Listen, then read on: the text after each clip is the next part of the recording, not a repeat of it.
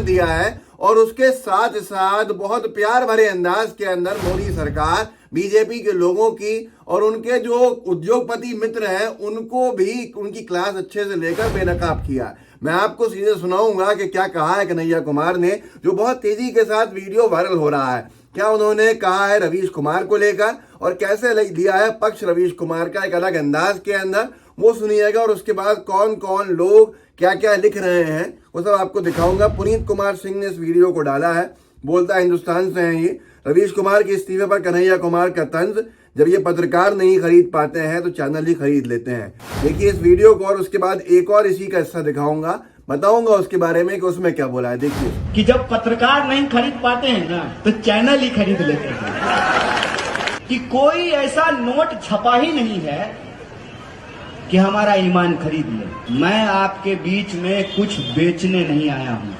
तो दोस्तों देखा आपने किस तरह से रवीश कुमार के पक्ष में आके कन्हैया ने तंज कसा और बड़ी अच्छी भाषा के अंदर मोदी जी के जो लोग हैं, जो समर्थक हैं और बीजेपी के जो चेले चमचे हैं उनकी क्लास लगा दी यहाँ पर, जिसके बाद शायद ही कोई जवाब बचा होगा। और वाकई में हुआ भी यही है कि जब एक पत्रकार को नहीं खरीद पाए, जब पत्रकार कुछ ऐसे थे जो खुद बिकने के लिए आगे खड़े हुए थे, मैं नाम नहीं लूंगा, कुछ ऐसे थे जिन्होंने सबको बदनाम कर दिया, बाकी सबको भी, उस दौर के अंदर भी रवीश कुमार ने न बिकने का फैसला लेकर अपने जमीर को जिंदा रखकर इस्तीफा दे दिया। जब एनडीटीवी को ही खरीद लिया कि अब एनडीटीवी को खरीद लें ताकि ये पत्रकार हमारे पास आ जाए, तब भी वो पत्रकार उनको नहीं मिला।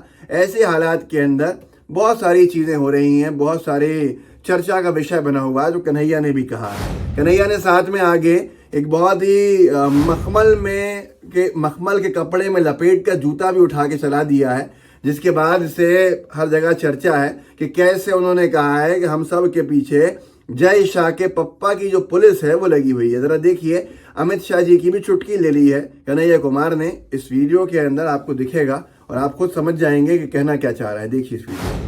आसाम की पुलिस भी आजकल इसको इलू इलू बोल रही है। आदरणीय प्रधानमंत्री जी की कृपा रही, जय शाह के पप्पा का मोहब्बत अगर इसी तरह से हम लोगों को मिलता रहा तो आसाम क्या 7 मुल्कों की पुलिस ढूंढेगी भाई साहब। क्या है ना कि 2 तरह के लोग हैं। एक वो लोग हैं जिनका ईमान बिकाऊ है, एक वो लोग हैं कि कोई ऐसा नोट छपा ही नहीं है कि हमारा ईमान खरीद ले।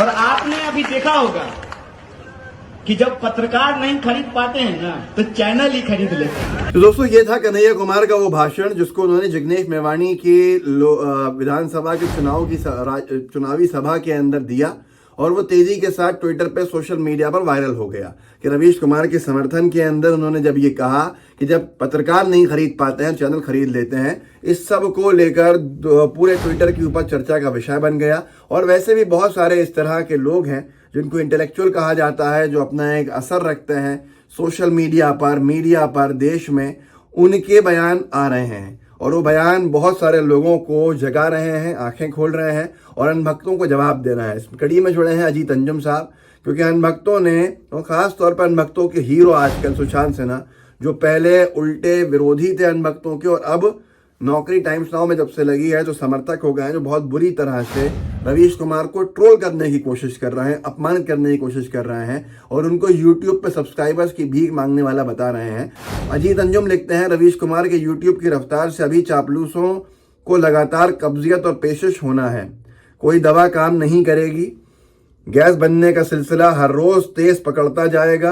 रवीश ने प्यार की पात्रता अर्जित की है। चापलूसी का च्यवनप्राश खाकर उछल रहे चारण छाती पीटते रहेंगे। तब तक सब्सक्राइब करते रहिए। तो ये भी एक अच्छा करारा तमाचा है जो लोग रवीश कुमार के खिलाफ बोल रहे थे उनके ऊपर अजीत अंजुम साहब की तरफ से। साक्षी जोशी जी लिखती हैं, जब एक उद्योगपति के चैनल खरीदने से ज्यादा बड़ी ट्रेंडिंग खबर एक पत्रकार के इस्तीफे की हो तो एक बार फिर साबित होता है पैसे से कितना बड़ा ज़मीर होता है।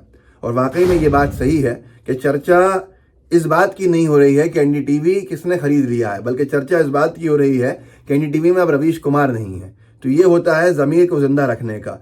सुशांत सिन्हा निरंतर बदतमीजी पर उतारू हैं। वो अपने नंबर बढ़ाने के लिए गोदी सबसे बड़ा चेहरा बनना चाहते हैं। उन्होंने लिखा, लेकिन शाम ने उनको अच्छा जवाब दिया। सुशांत ने लिखा कि भाई ने माहौल बना रखा था कि भर इंडिया उसे ही देखता है, पर यूट्यूब पर आकर एक्सपोज हो गया। माहौल के मुताबिक 50-100 करोड़ सब्सक्राइबर्स होने थे, पर यहाँ तो गुर्गे हाथ जोड़ भीख मांग रहे सबसे कि सब्सक्राइब कर लो प्लीज़, बस कार्ड छपना बाकी है। मेरे चाचा का चैनल सब्सक्राइब ज़रूर करना। ये इनकी तकलीफ़ है, इनकी खींच है, क्योंकि ये बहुत लंबे समय तक बेरोजगार रहे हैं और शाम ने वही आईना दिखाया है। एक साथी ने ये भी कहा है कि यूट्यूब पे इंडिया के यूजर्स ही 50 करोड़ नहीं है, तो कहाँ से आ जाएंगे जो सुशांत सिन्हा बिना आंकड़ों की बातें कर रहा है। लेकिन शाम ने इसको ऐसा जवाब दिया है कि ये भी सही से सही हो जाएंगे या अपने आप ये ट्वीट डिलीट कर देंगे। शाम लिखते हैं, सुशांत भाई आप 2008 से यूट्यूब पर सब्सक्राइबर की भीख मांग रहे हो, तब 11,20,000 हुए हैं। रवीश कुमार के एक ही दिन में 16 लाख हो गए। आपकी जलन स्वाभाविक है दोस्त, कुछ दिन बर्फ की सिल्ली पे टिका के बैठो, आराम मिलेगा। ये सारी की सारी चीजें उन अनभक्तों को और उनके सबके पप्पाओं को सुननी पड़ रही हैं जो रवीश कुमार के खिलाफ बोल रहे हैं। प्रभाकर कुमार मिश्रा ने लिखा है कि रवीश कुमार ने सबको बौना कर दिया है। और वाकई में बात यही है कि इतनी बड़ी प्रभावशाली शख्सियत रवीश कुमार की होगी, शायद इसका अंदाजा तो बीजेपी और उनके अनभक्तों को भी नहीं था कि जब एनडीटीवी से इस्तीफा होगा तो देश में सिर्फ एक ही चर्चा का विषय होगा कि रवीश कुमार अब एनडीटीवी में नहीं है। एनडीटीवी ने तो अपनी गोदी पत्रकारिता शुरू भी कर दी है और वो बीजेपी के समर्थकों की लाइन पे चलने वाले खबरें भी कर रहे हैं। आगे आने वाले वक्त में कितना खुल के सामने आएंगे ये पता चल जाएगा। लेकिन मैं एक शेर लिखा है ओम थानवी साहब ने, वरिष्ठ पत्रकार हैं, बड़ा नाम है पत्रकारिता की दुनिया में, और ओम थानवी साहब के उस शेर के साथ मैं अपने वीडियो को ख़त्म करूंगा। वो लिखते हैं कि रवीश कुमार ने एनडीटीवी छोड़ा है, पत्रकारिता नहीं। जब चैनल ही बिक गया, हथिया लिया गया, तो वहाँ वे क्यों रहते। चैनल गया, रात गई, बात गई। शमशेर बहादुर सिंह की कविता की पंक्तियां हैं, जो नहीं है जैसे कि सुरुचि उसका गम क्या वो नहीं है। जो नहीं है जैसे कि सुरुचि उसका गम क्या वो नहीं है। तो ये आगे आने वाले समय के अंदर बहुत कुछ बताएगा, लेकिन जब तक के लिए मैं ये कहूँगा कि आप इस वीडियो को आगे बढ़ाइए। कन्हैया के बयान में बहुत सारी बातें छिपी हैं, उन बातों को जनता तक पहुँचाइए ताकि लोगों की आंखें खुलें कि आखिर किस तरह से पत्रकारिता को दबाने के लिए, स्वतंत्र पत्रकारिता को दबाने के लिए अब हजारों करोड़ भी खर्च किए जा रहे हैं। आखिर क्यों किए जा रहे हैं और इतने पैसे खर्च करने का क्या मकसद है कि एनडीटीवी ही खरीदना था। चाहते तो कुछ भी खरीद सकते थे, लेकिन एनडीटीवी को बर्बाद करने के लिए या बदलने के लिए खरीदा गया। तो आप अंदाज़ा लगा सकते हैं कि फिर कितना बड़ी रकम स्टेक पे होगी, जिसको बचाने के लिए कुछ करोड़ रुपया खर्च करके एनडीटीवी को ही ख़त्म करने की कवायद शुरू कर दी। इस वीडियो को आगे बढ़ाइए, लोगों को जागरूक कीजिए, व्हाट्सएप ग्रुप्स होंगे उनमें शेयर कीजिएगा, साथ में लाइव टीवी को सब्सक्राइब भी कीजिएगा और बेल आइकन भी दबाइएगा। जय हिंद, जय भारत। द लाइव टीवी, सच सबसे आगे।